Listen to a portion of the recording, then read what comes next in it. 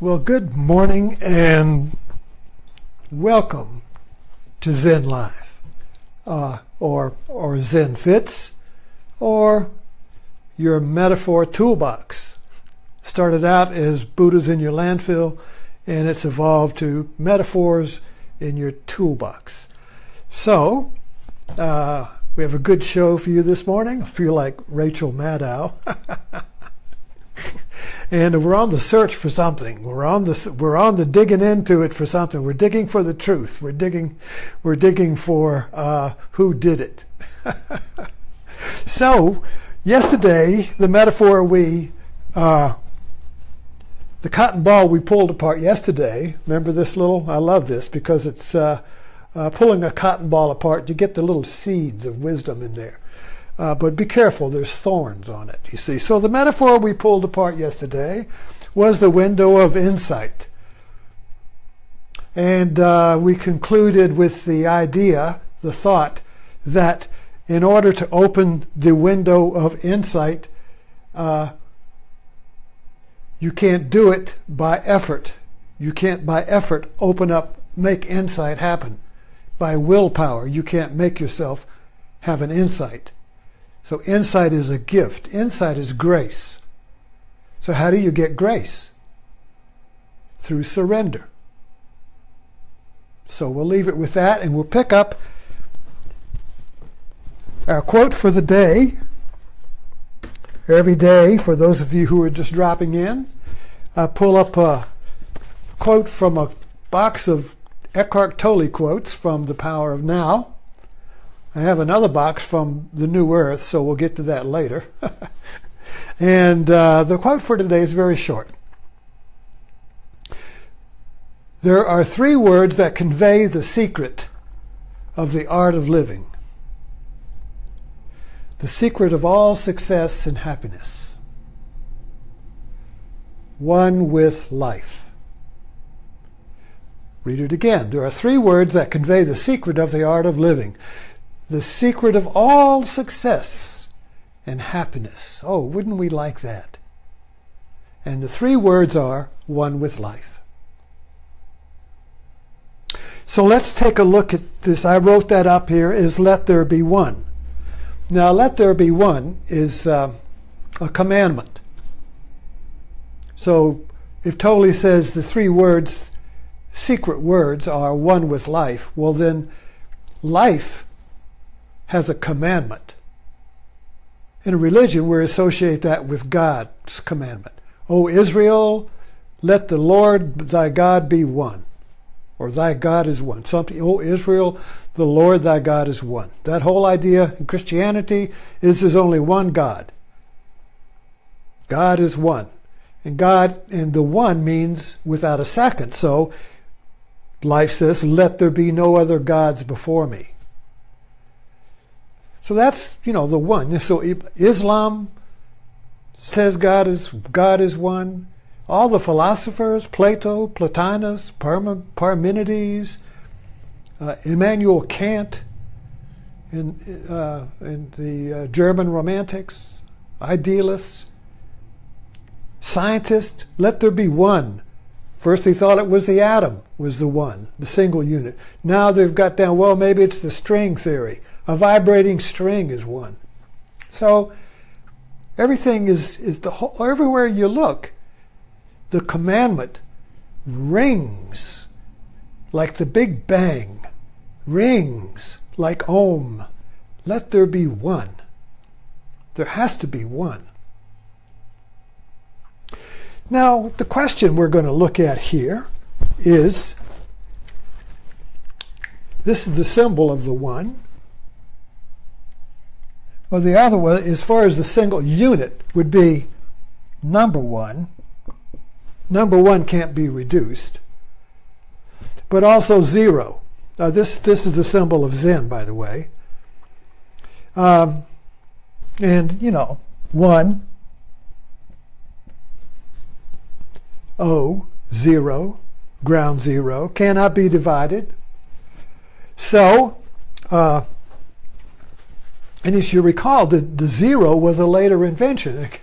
I think the Hindus invented the zero. The Romans didn't have a zero, so all of their letters, all their numbers had ones in it.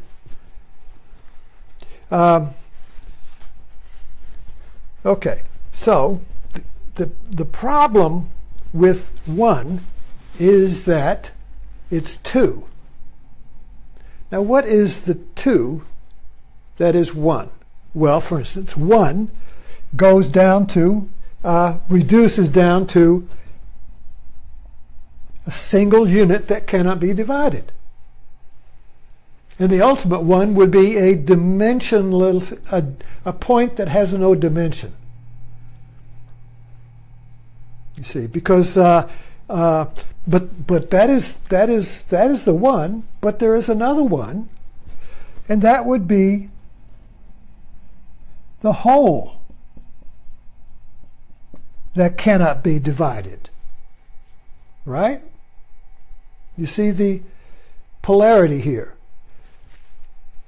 Google Maps explained it perfectly. You got a little thing on the side, you got a plus and a minus. If you click the minus, you're going to start zooming in towards the 1. And where do you end up with? You end up with your town. You end up on your street. You end up on your house. You end up with you standing in the yard. You end up with, now this is where Google stops, but if you had a microscope, you keep on going. You go into your body. You got the lungs. Then you got the molecules. Then you got the atoms. Then you got the protons and the electrons, and you go all the way down to the string theory, if that's the one, and beyond. You see. So even in our imagination, we keep want to go. Well, what else? You divide the string theory. You see. Anyway, so but if you push the positive button, the plus button, you start going out. And then you zoom out. There's your town. And you'll notice that if you zoom in, if you just pick up a map and you just zoom in and you got streets, well, where is that? What town is that in? Am I in the right place? So you have got to zoom out a little bit to find out where you are, to give meaning to the point. So you start zooming out. Well, I'm in Blackstone, okay. And then I'm in Virginia. I'm in the United States. I'm in this hemisphere. I'm on the planet Earth. I'm in the galaxy. I'm in the Milky Way. Whoa! Where does that end, you see? So you keep expanding infinitely, looking for the whole, or you keep reducing infinitely, looking for the unit that cannot be divided. Each of these is the one. So when the commandment comes out, let there be one, which one are we talking about here? And you can't zoom in and zoom out simultaneously. You one or the other. You see? So there is a basic contradiction here, a conflict, a tension. That's a good word, a tension here. Now, if we are going to do a search for the one that cannot be divided, we would use analysis. Analysis is the mental process, the logic, that reduces. It's exclusive, right? It's the negative way. You keep, well, it's not, the one is not this, so I'll get rid of that. And then you say, well, the one is not that. So it's like peeling the onion back. You're going to get to the one in the onion. Well, you got to get to the one point in the onion that can't be peeled back. So you keep discovering new peelings. And each time you discover a new peel, oh, there's another peel, pull that off. So you keep peeling away till you get down. If you ever peel an onion, there is no there is no seed, there is no core to it. You just peel away till there's nothing. So, if we want to get to the whole that includes everything, we have to use a different logic or different mental process. And that process is intuition. So we got these two, and we use them all the time: intuition, analysis. Intuition is inclusive. The word here is in. And the word with analysis is ex. Cut away, include. So inclusive begins to include and see relationships. So you don't expand, you don't zoom out by just seeing more and more dots. You zoom out and see larger and larger wholes or systems by seeing relationships, new relationships. So intuition sees relationships of things, and that makes systems. So you have a spiraling or a spiraling outward of more and more systems, larger and larger systems. So you might start out with the molecule, which would be a system, and then you got a cell, that's a system, and then you got a body, and that's an organ, and then you got a body, and you don't stop there, and then you got the bodies in relationship in a family, and then you got the families in relationship with a larger family, and then that larger family would be a race or a religion or something, and you keep going out, and humanity is a system of individuals in relationship, and then humanity is a species, and then you keep going out, the environment, you see, and all of these are increasing or expanding wholes. And the goal is to arrive at the whole that includes all, the inclusive whole. And analysis moves you towards the single unit. So this is looking at, analysis is looking at things, right? Nouns. And intuition is looking at relationships or patterns. A relationship is not a static thing. You can't see a relationship is not a thing. You all understand that. A relationship is not something that is frozen. You see, anything that's frozen is a thing. So we can see things, but relationship you can't see as an object because it's not frozen. So a relationship is a pattern, a verb. It's an action. Okay? A relationship is a active relationship of things.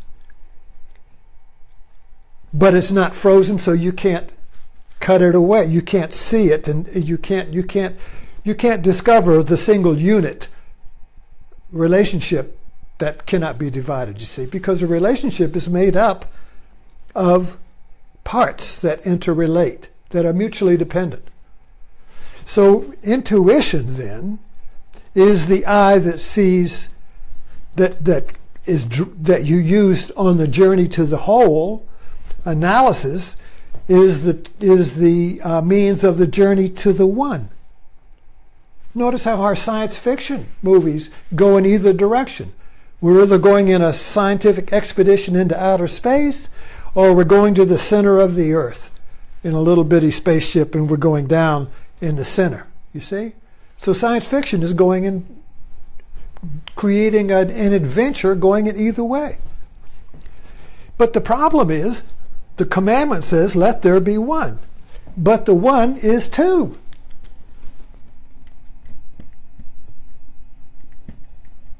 And this two is incompatible because you can't go in two opposite directions at the same time. You can't do this commandment, and we must because God commands it, life commands it, the cosmos commands it. I mean, a categorical imperative means that it must be obeyed. You cannot get out of it. You can't even not choose to do it. There's no choice here. Let there be one. There's no choice. You can't say, well, I'm sorry, I'm not going to be one. Oh, yes, says God, or says the cosmos. Either you say God or the cosmos. It doesn't. It's still the imperative, the commandment of let there be one. Cannot be avoided. So, what to do? Well, here's where we have to use metaphor. Metaphor comes to the rescue. Because logic is not going to come to the rescue. Logically, classical logic, is the law of identity. A equals A. That's the basis of thinking. This marker is a marker. This marker is not a cup. And it cannot be, no, I can maybe turn this into a cup, but it cannot, maybe not this, but maybe something else. You say, well, anyway, let me stop. But the point is that we could make this change into something else, but it cannot be something else simultaneously. It cannot be two things simultaneously. That is the logic that science is built on. Otherwise, it's magic. See, and so magic is not science, because in magic, something can be something else simultaneously. Suddenly, pop, this turns into a flower. Whoa. You see, the illusion of magic is that it becomes something else simultaneously. There's no progress. There's no gradual logical change from one thing to another. It just goes pop. Whoa, how did you do that? That's not logical. Anyway, that's digression. So the point is, we need metaphor in our toolbox. So let's take, what is a metaphor that would explain, that help us understand the one that is two? The one that is one, it has to be one, yet it's two. So let's use, there's two little items here. But first, a battery. Now, the battery here is a, and I was talking about this last night. I hope you go back and catch my Martini Live last night. But the battery is a great metaphor because it has a polarity. Here's the positive, here's the negative. It even says so right on here, positive, negative. So the positive would be intuition, expanding out, including, just like on the Google map, positive, you're going to zoom out. Negative would be zoom in, okay? It's a polarity. They are contradictory forces. The zooming out is centrifugal. The zooming in is centripetal. It took me a long time to figure out the difference between those two. If you go to an amusement park, one of the big amusements at an amusement park would be a big spinning bowl, and you would get in it, and the centrifugal force would put you right out there on the wall and hold you there. We all know that. But its centripetal force is the opposite. So when a system is in balance, these two forces are in balance. So this is a balanced system. It balances the positive centrifugal force with the negative centripetal force. Two forces, two energies that are that are opposites, are contained in a battery. And what does this do? This becomes an energy generator. Now, of course, a battery is stored energy. This doesn't generate new energy. It uses stored energy. So it takes the energy or the tension, a dynamic field, the dynamic field where the two is one is contained and put into a battery. So you have the stored energy of two contradictory, incompatible forces that, when held in one system, become a dynamic one, not a static one. Now, see, here's the problem. When we think of the one that is the two, we think in terms of a thing. Well, no thing can be the one that is also two, because you can divide a thing, but you see, you can't divide the one. So you can't divide the whole that includes all cannot be divided, and the one that eliminates all other cannot be divided. So neither whole, by definition, can be divided. So it's not a thing. So what is the one then? Well, the only thing is to think in terms of a dynamic field, a dynamic one. So a dynamic one is a creative force. See, creativity is not a thing, it is a force. So life is creativity. So life is the one that is dynamic. Life is creative. So this little metaphor here of the battery is creative energy held in a system for your use. So you can plug it in and the energy will turn on a light or run something, okay? Then it'll run down. So it's not the source. It's stored energy, but it's not the source of the one.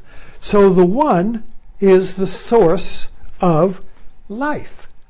The one is the source of energy. So is the cosmos something, or is the cosmos energy that is perceived as something? In other words, perception, our consciousness, can't see energy. We can only see energy in some form. Even wind is energy, but you don't see it unless it's blowing something around. You have to have one. You can't see the wind unless there is one leaf. You can't see space unless there is one dot. You couldn't see green unless there was just one dot of another color. If everything was green, you couldn't see it. So energy cannot be seen unless there is some form that it's moving. So the one is not something, but the one is the energy that moves somethings. And our perception, our consciousness, is an object consciousness. Consciousness is conscious when it is aware of objects. Something. That's why people don't like to meditate.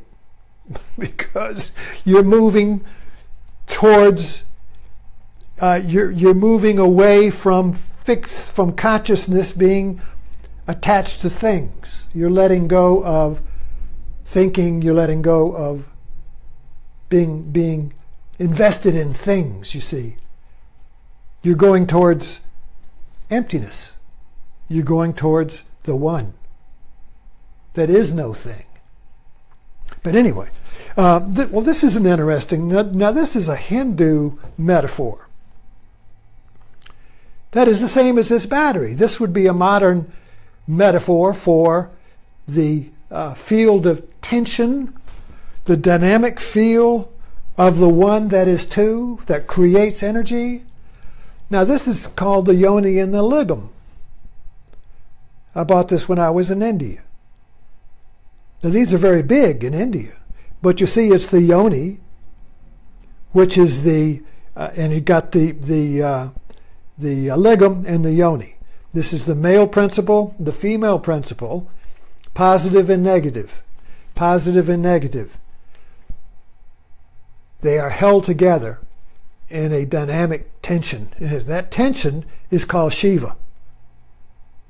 So in the Hindu mythology, which is all metaphorical, again, it's just metaphors, stories that capture the tension of the two that is one.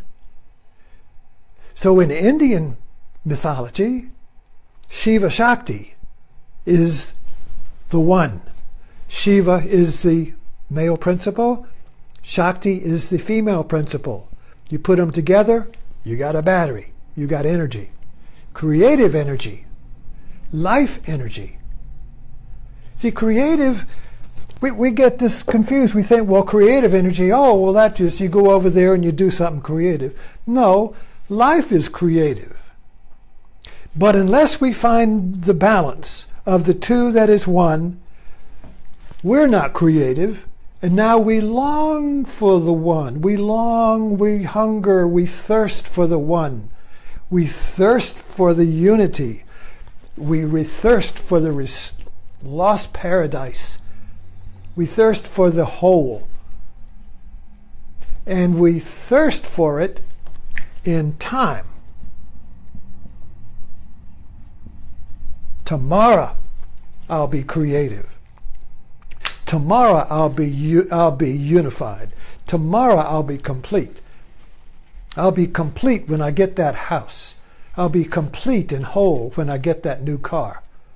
This is consumerism replaces parts for the whole. It's a magical trick. Magical trick of consumerism is that the longing to be one is awakened by the ad, and when that longing is awakened, I want the one, the ad says, here, if you get this Duracell battery, you'll have lights in your house and you'll be complete. You'll never run out of energy again. Oh, okay, I'll go buy that.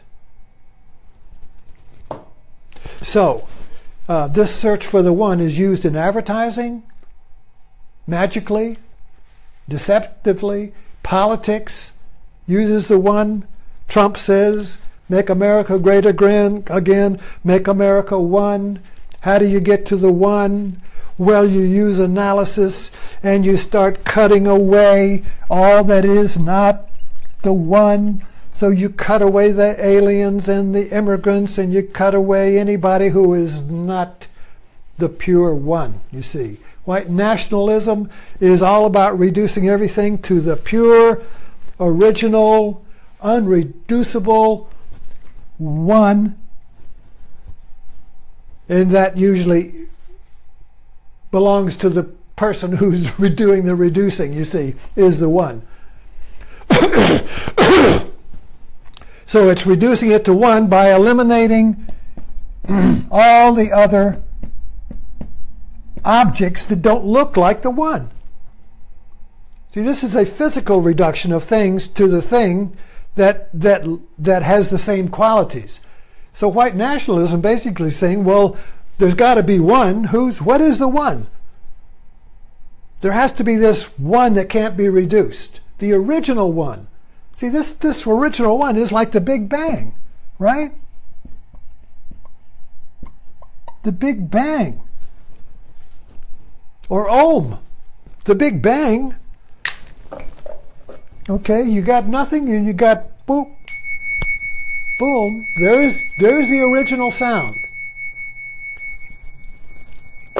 So the Big Bang is the original one. So the desire to fulfill the commandment of being one, if it's only going one way and not the other way, you're only zooming in, you got to zoom down to that which cannot be reduced. That is the original one.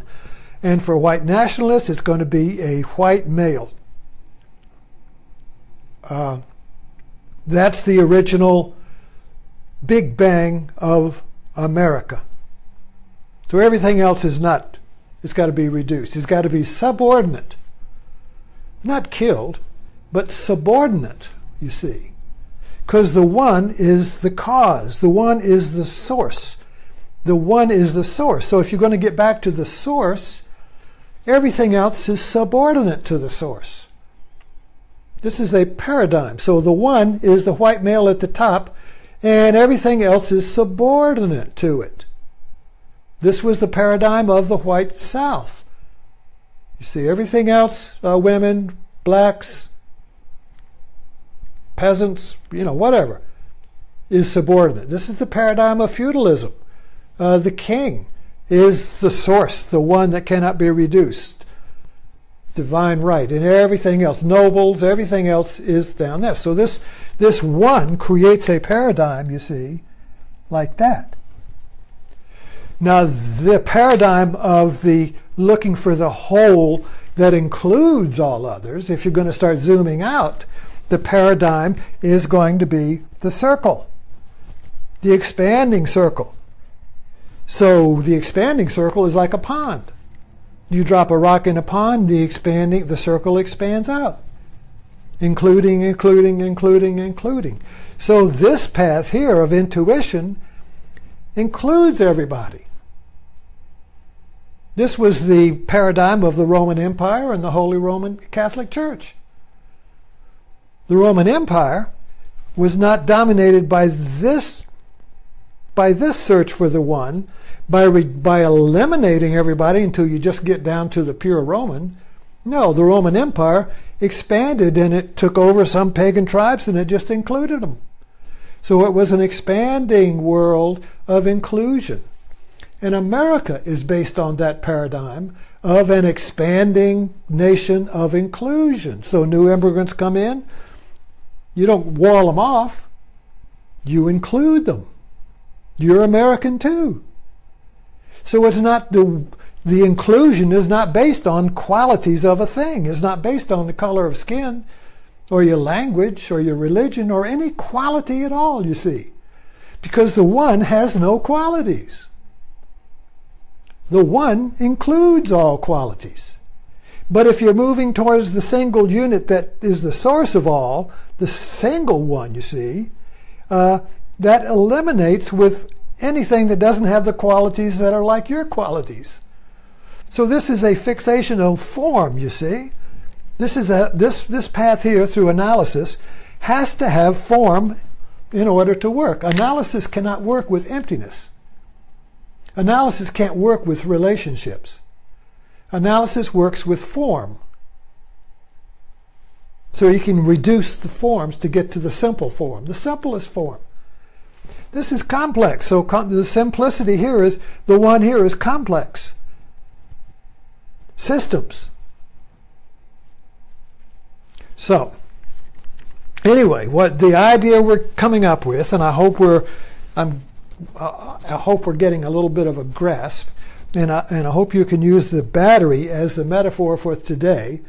That is a metaphor for the dynamic field of the one that is two. The positive and negative is the two, but the battery is a metaphor that contains the two, and that containment of the tensions of these two forces generates energy. Life is a self-generating energy system. And whether you like it or not, or whether you obey it or not, or whether you agree with it or not, that's what it is. Life is energy. Life is energy. Now, what is energy? But it is creative.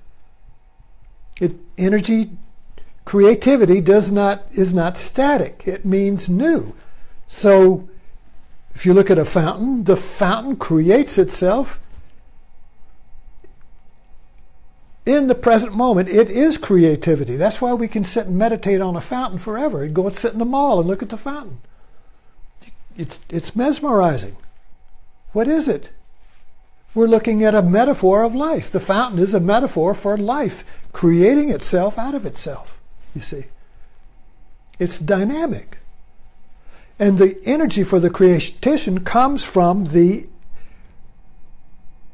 incompatible or opposite forces that generate this ongoing field. In other words, life generates the whole. The whole is not already created. The whole is upstream of the moment. The one that we must let be has to be eternally created. This is a real leap to get your concept around. It's a liberating idea, but it has to be made a living idea. There's a difference between a living idea and a thought idea. The living idea is when you become creative, you become your life, and you become whole. Not because you found it, because you're creating it. And we all have this experience, but we don't put it in this kind of a context. So anyway, let us stop there. And thank you for dropping in and going on this adventure with me.